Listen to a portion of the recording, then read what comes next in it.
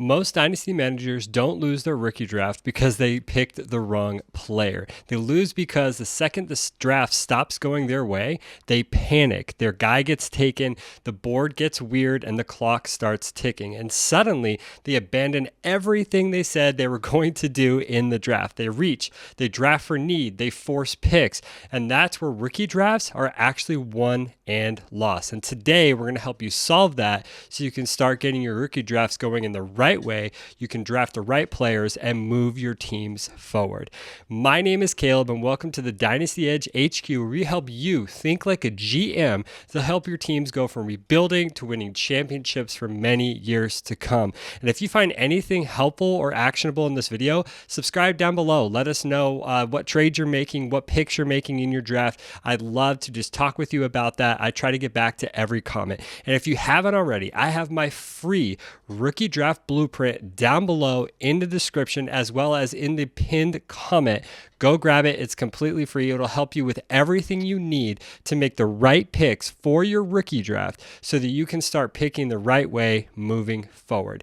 And today I really want to help you stop making mistakes and really help you start moving forward in the right way so that you stop panicking during your rookie draft and you start going in the right direction. So, number one, the first thing I really want to talk about is that the draft always gets chaotic. There's always going to be a pick or two or three that don't go the right way. Everyone has a plan until the draft starts, and then people start picking weird, and then your player gets taken, or a certain player you thought was going to be there when you were picking and is not anymore, and then all of a sudden your draft plan just goes to shambles, and that shows that you did not have a plan in the first place.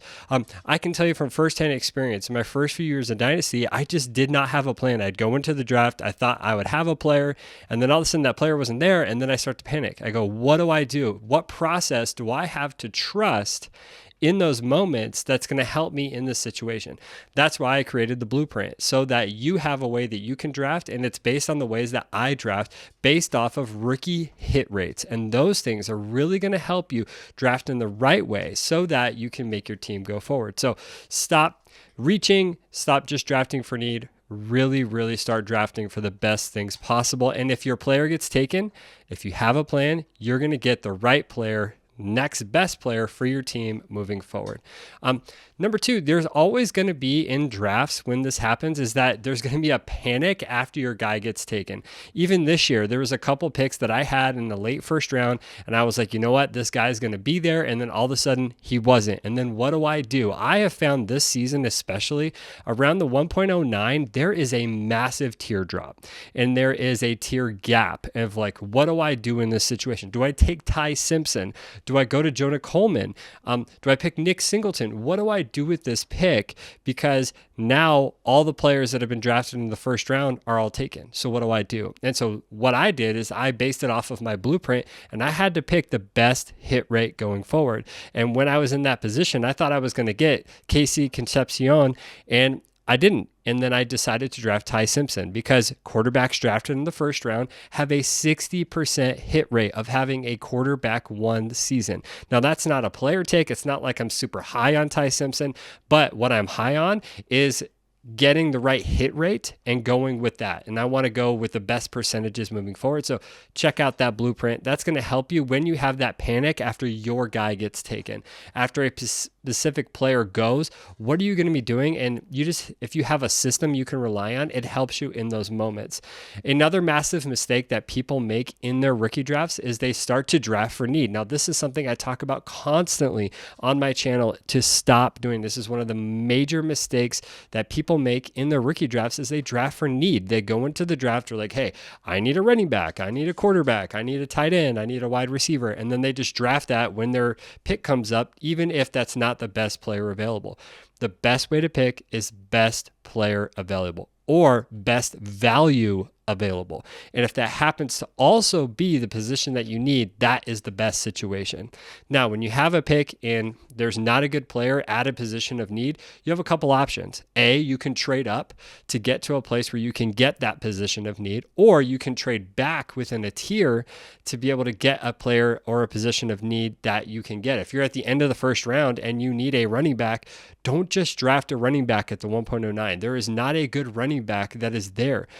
It's really not a good place for that. So just trade back or trade out of the first round and go to the next year, or get a running back that is a veteran. You can do that. There's moves to be made that you can do by not just drafting for need and overdrafting and wasting a pick. Now, that's not to say that that pick can't work out, but if you play the percentages of hit rates, it's not always going to be there if you're just drafting for need. So make sure that you draft for value always, and don't just draft for I need something. Needs change fast.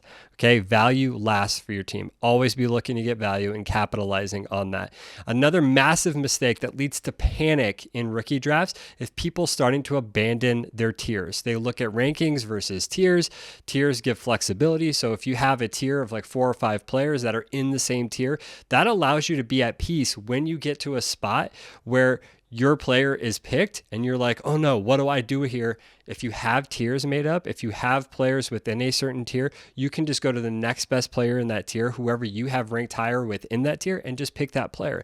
Tiers make things better overall than just having pure rankings, because pure rankings, they can get you caught up if your player gets picked or if 2 of your players get picked. What do you do when you're stuck in no man's land with your tiers? With your rankings, it's always best to draft in tiers, and it prevents you from having panic decisions, from making bad decisions in your thing. So look to have, 2 to 4 players in the tier. Sometimes tiers can get as big as 5, but I try to keep them down to around 4 players, 3 or 4 players. Tiers create flexibility. Rankings create attachment. Okay, so don't get just attached to players or names or situations. Always be looking to create tiers and then make the best decision within that. Another big mistake that leads to panic is overreacting to landing spot. Okay, so a lot of people post-draft hype starts to swing ADP, and people put players really high on rankings based off of landing spot.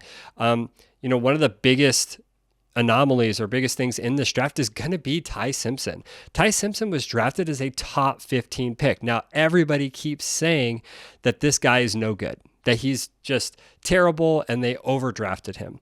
But you have to look at the facts in front of you. The Rams used a top end pick. They put millions of dollars into a player that was drafted in the top 15. You didn't do that. I don't care what you say. You did not put millions of dollars into this player. The Rams did. So they showed us the story of what is going to happen. And so this landing spot has dictated his rankings. If he had gone to a QB needy team in the top 15, everybody would have jumped all over it. They would have been like, yes, this is the guy.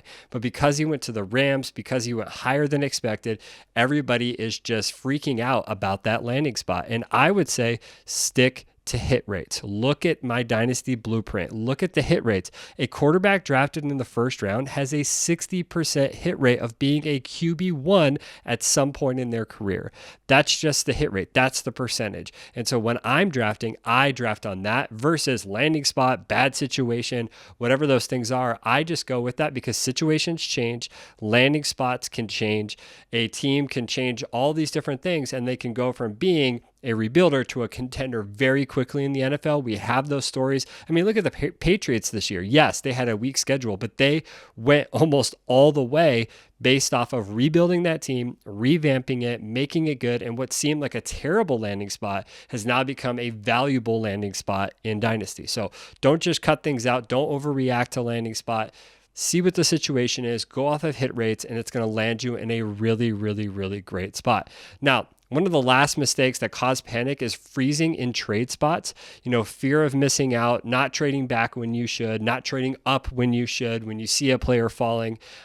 What chart managers do, they think in value clusters. Okay, they accumulate assets, they go after these values, they gain values, they trade back.